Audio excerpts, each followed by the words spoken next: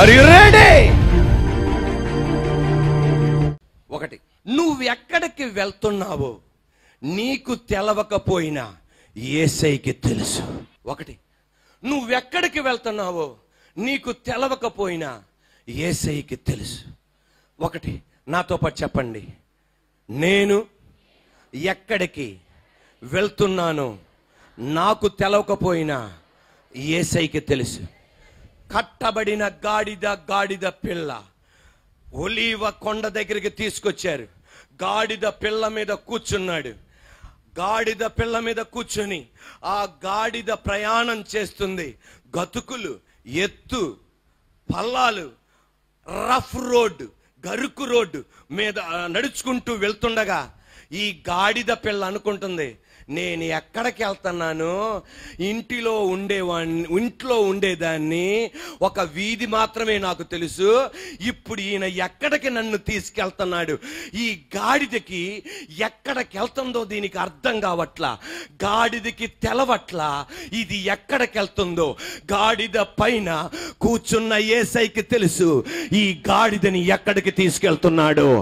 ఈ రోజున నీ జీవితంలో ఇంత చదువుకున్నావు, ఇంత వ్యాపారం పెట్టుబడి పెట్టావు, బిడ్డల్ని ఈ స్థాయికి తీసుకొచ్చావు, నువ్వు ఎక్కడికి వెళ్తున్నావో నీకే అర్థం కావట్లా. నా బిడ్డల జీవితం ఎక్కడికి వెళ్తుంది, నా వ్యాపారం ఎటు వెళ్తుంది, నా కుటుంబం ఎటు వెళ్తుంది, ఈ నీకే అర్థం కావట్లా. కానీ సర్వశక్తి గల దేవుడు నీతో ఒక మాట చెప్పమంటున్నాడు. నాలో ఉండి నా యేసయ్య ఈ మట్టి బొమ్మను నిలబెట్టి నువ్వు ఎక్కడికి వెళ్తున్నావో నీకు తెలవకపోయినా నీలో ఉన్న దేవునికి నిన్ను ఎక్కడికి తీసుకెళ్తున్నాడు ఆయనకి బాగా తెలుసు. ప్రైజ్ ది లార్డ్, హల్లెలూయా. ఈ రోజున కుమిలిపోయి నేను ఎక్కడికి వెళ్తున్నాను దేవా, 30 వచ్చేసిన, 40 వచ్చేసింది, 50 వచ్చేసిన, 60 వచ్చిన, ఒక గమ్యం లేదు, ఒక గురి లేదు, ఎట్టు వెళ్తున్నానో నాకు తెలవట్లా. ఎత్తు పల్లాలు, లోతులు, గరుకు రోడ్డు, ఏంటి దేవా నాకేం అర్థం కావట్లా. కానీ నిన్ను పిలిచిన దేవుడు అంటున్నాడు, నాకు తెలుసు నిన్నెక్కడికి తీసుకెళ్తున్నాను. ప్రైజ్ ది లార్డ్, హల్లెలూయా. దీని తర్వాత ఒక అద్భుతాన్ని దాచిపెట్టా, ఒక దీవెనను దాచిపెట్టా, ఒక మేలు దాచిపెట్టా. ఏదైనా సరే ఈ మాట మీరు గమనించండి, నా దేవుడు నిన్ను ఎక్కడికి తీసుకెళ్తున్నాడో నీకు అర్థం కావట్లేదా? ఒకవేళ నువ్వు అనుభవించేది వేదనై ఉండొచ్చు, నువ్వు అనుభవించేది కన్నీరై ఉండొచ్చు, నువ్వు అనుభవించేది నష్టమై ఉండొచ్చు.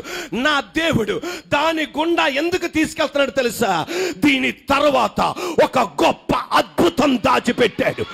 ఒకవేళ ఇప్పుడు ఆమేననాలి, ఆ అద్భుతం గనక లేకపోతే ఆ గరుకు రోడ్లో నుండి నడిపించాడు, ఆ గాఢాంధకారపు లోయ నుండి నడిపించాడు, ఆ నష్ట లోయ నుండి నడిపించాడు, ఆ వేదన లోయ నుండి నడిపించాడు.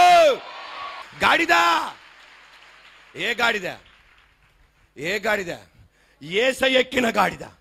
భయపడకే, ఆమెనంటారు అనుకున్నా, భయపడకే, ఎక్కింది నేను, ఎక్కింది సృష్టికర్త, నేను నిన్ను నడిపిస్తున్నా. ఇల్లు తప్ప ఇంకొక వీధి చూడలా, మా వీధి తప్ప ఇంకొక వీధి చూడలా. ప్రశాంతంగా ఉన్న నన్ను నువ్వు ఎక్కావు, ప్రశాంతంగా ఉన్న నన్ను నా హృదయంలోకి వచ్చావు. మా ఇల్లు తప్ప ఇంకోటి తెలవదు, విజయవాడ తప్ప ఇంకోటి తెలవదు, నువ్వు వచ్చావు. ఏంటో నాకు అర్థం కావట్లా. కానీ గాడిదతో అన్నాడు, నీకు తెలవట్లా, నాకు తెలుసు నేను ఎక్కడ తీసుకెళ్తున్నాను. ఇక్కడ ఉన్న వాళ్ళతో దేవుడు చెప్పమంటున్నాడు, నీ కంటికి ఆశ్చర్యం కలగబోతుంది, నీ మనసుకు ఆశ్చర్యం కలగబోతుంది. ఇంత గొప్ప స్థాయికి తీసుకొచ్చాడా, ఇంత ఘనతకి తీసుకొచ్చాడా, ఇంత అద్భుత స్థలానికి తీసుకొచ్చాడా అని నీతో పలికించబోతున్నాడు నా దేవుడు. హల్లెలూయా. అబ్రహాముతో దేవుడు అన్నాడు, నీ దేశాన్ని, నీ బంధువులను అన్నిటిని విడిచిపెట్టురా. అబ్రహాం భార్య కొంతమంది కలిసి బయటకు వస్తున్నారు. ఎక్కడికి వెళ్తున్నాడు ఆయనకే తెలియదు, కానీ గుండెల్లో ఒక ధైర్యం ఉంది. భార్య అడిగింది, మనం ఎక్కడికి వెళ్తున్నామండి, బంధువులు అడిగారు, ఎక్కడికి వెళ్తున్నారండి? నేను ఎక్కడికి వెళ్తున్నా నాకు తెలియదు, కానీ నాలో ఉన్న దేవునికి నేను ఎక్కడికి వెళ్తున్నానో ఆయనకి తెలుసు. ఈ రోజున అబ్రహాముని అడిగినట్లు నీ భార్య అడగొచ్చు, నీ పిల్లలు అడగొచ్చు, డాడీ మనం ఏం చేస్తున్నాం డాడీ, ఏం సాధిస్తున్నాం డాడీ, ఎక్కడికి వెళ్తున్నాం డాడీ? నువ్వు గుండె ధైర్యం తెచ్చుకొని నీరు కారిపోకుండా ఆయన సన్నిధిలో కన్నీరు కారుస్తూ చెప్పు, మనం ఎక్కడికి వెళ్తున్నామో మనకు తెలియదు, కానీ ఒకటి మాత్రం నాకు ధైర్యం ఉంది నాన్న, ధైర్యం ఉంది.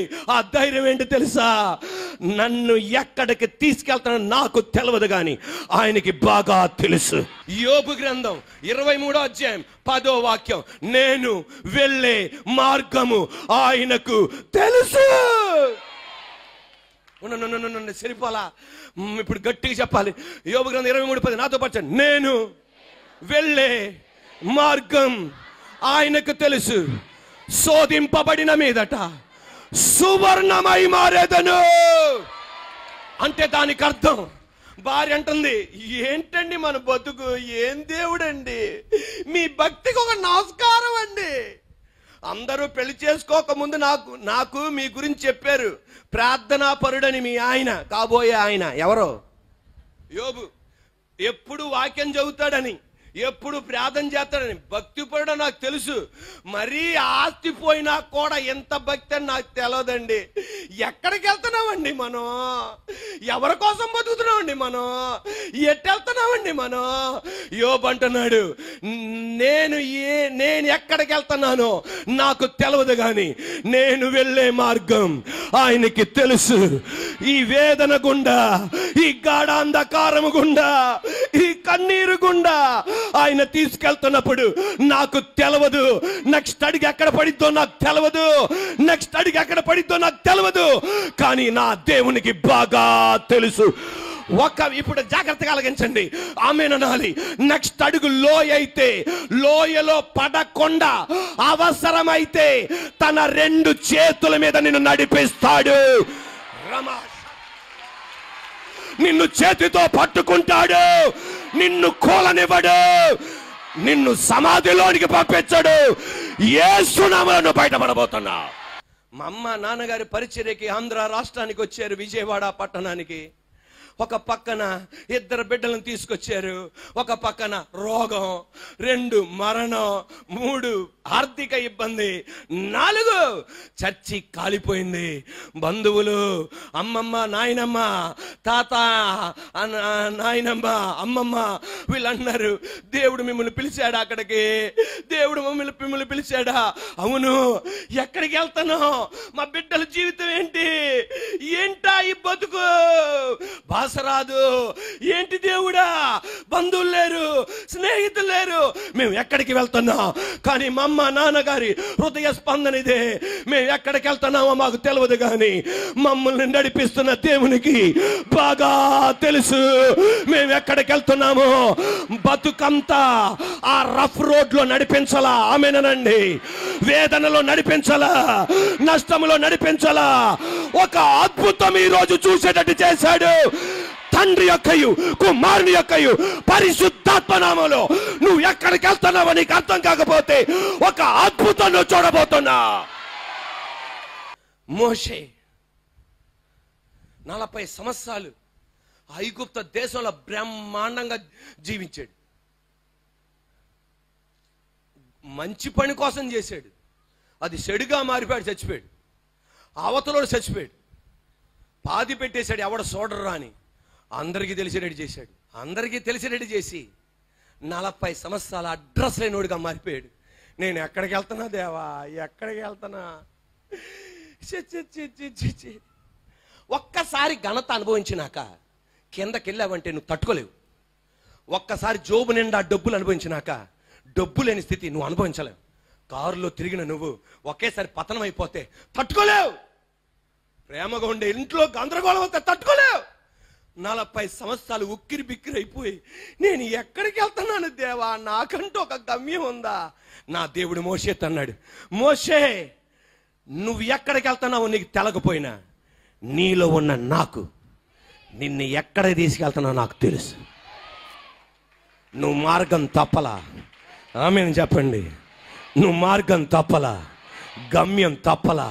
సాతానుగాడు నీ చెవుల్లో ఊదుతాడు, ట్రాక్ తప్పావు, గమ్యం తప్పావు, లేదు నిన్ను తీసుకెళ్తాను.